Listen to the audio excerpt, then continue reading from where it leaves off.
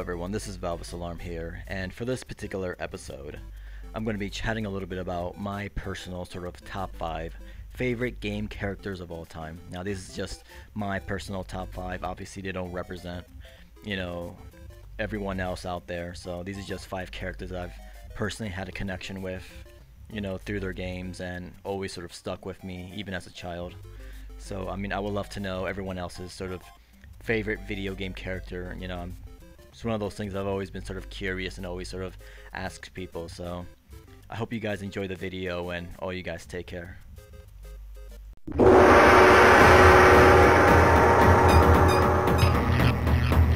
Raiden.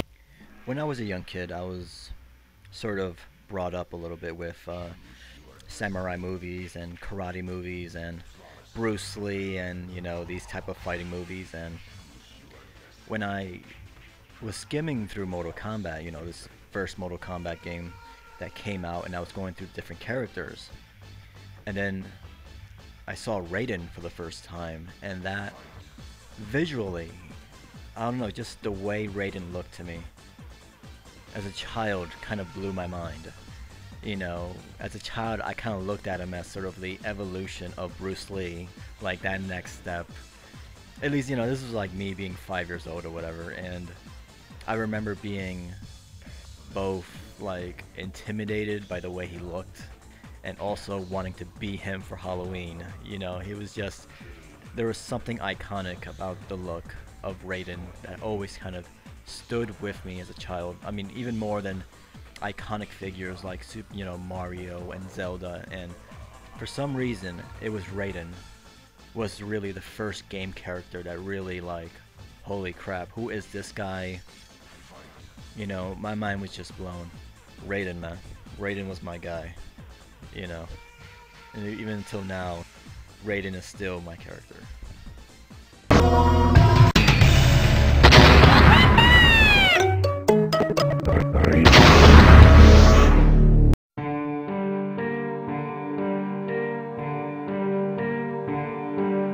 Time flows, nobody knows.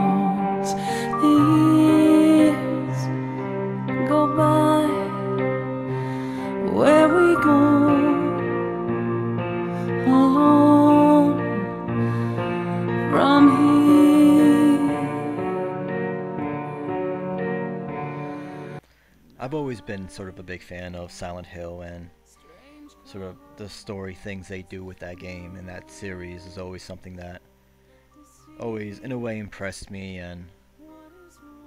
And even with the original Silent Hill, I felt that story was, or how they tried to tell their story, was a little bit ahead of its time, at least at that particular moment in gaming. And it really came together for me in Shattered Memories for a character named Harry Mason, where he's basically is a reimagining of the first Silent Hill, and he's basically trying to find his daughter who he lost in this city, or in this small town of Silent Hill. And he became sort of one of my favorite characters because of just great voiceover work, and just when he was looking for his daughter, you can hear it through his voice. I rarely root for any kind of video game characters out there. I kind of just, if they win, that's great. If they don't, who cares, But Harry Mason was one of those characters where I rooted for him. I kept playing that game to understand why this was happening to him, where was his daughter, all this stuff going on around him. And the farther the game goes, the more connected I felt with Harry Mason, and the more I wanted to keep playing the game. I didn't want to stop playing the game because I felt like I have to know what's going to be the end of all this, and how is it going to end. There was one particular moment in the game that kind of really stood out to me, and always kind of will always stay in my mind, was this part where he's in a vehicle and he's trying to cross his bridge, and the world of Silent Hill turns everything into ice, and his car falls off the bridge and goes underwater. during this time, the gameplay is just you trying to find a way to get out of the car before you basically drown in water. And there was a moment where, that exact same time, the world of Silent Hill, the hell part, turned everything into ice. And if you look to your left side of the mirror, or left side of the window, there will be a writing of "Stop fighting," which for me was, it could have been taken as very personal and very creepy, but to me it was really an emotional part of that game, you know, because it was really a metaphor for Harry Mason to let go, you know, and for some reason that always sort of stood with me, and always was almost a just really emotional part in that game for me personally. And then towards the end of the game, really everything comes together in a way that's just amazing and emotional, but yet, you know, you just didn't see it coming. And that's a game and a character that will always sort of stay with me forever.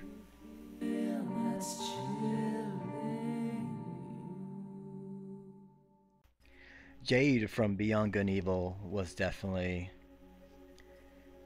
you know, not just was Beyond Good and Evil a great game, but really, Jade was just really everything I wanted in a character. Lovable, smart, athletic. You know, she was almost like Alex in Half-Life, where there's really no way you can hate her. You know, it's just, she was such a lovable person in this, you know, just crazy world of Beyond Good and Evil. You know, even Paige, you know, she has a pig for a knuckle. And Double H, you know, was another friend who's sort of like a, you know, a funny sidekick. And really, Jade is, at least for me personally, has always been my favorite, at least female character. Definitely here as my, you know, top 5 favorite video game characters. There was just, that game just was in every way. I mean, I'm sure a lot of people wouldn't say it was perfect, but to me it was just fun from beginning to end. And really, she brought that whole just game together with her personality and just made it a blast to go through that game. Garrus Vicarian is one of my now obviously he's one of my favorite characters, but there's just something about the way Garrus carries himself in Mass Effect as an ex-cop, you know, as a person who wants to do the right thing, but yeah, is always conflicted with just people, you know, bad guys always in a way seem to get away with doing the wrong things, and him being pushed back when he was being a police officer at a citadel. There was just something courageous and cool and something always amazing about Garrus, and even the guy who got shot 1,000 times. You know, to me, he's definitely one of the best characters in Mass Effect. Obviously, everyone has a different connection to different characters in that series, but Garrus was definitely one where, towards the end of the game, where you go through the suicide mission, he ended up dying, so I could not let that happen. I just could not let that happen. So I restarted the game. Not restart, but I loaded to the last chapter, or the last save, and I made sure that he did not die. I ranked up my ship. I did everything I had to do to make sure that he lived. Everyone else can die, for all I care.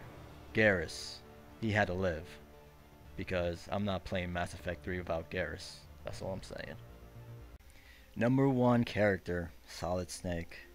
You know, obviously, being that Metal Gear, the series, has been always my favorite franchise in video games. That, you know, obviously Solid Snake would be my favorite character of all time.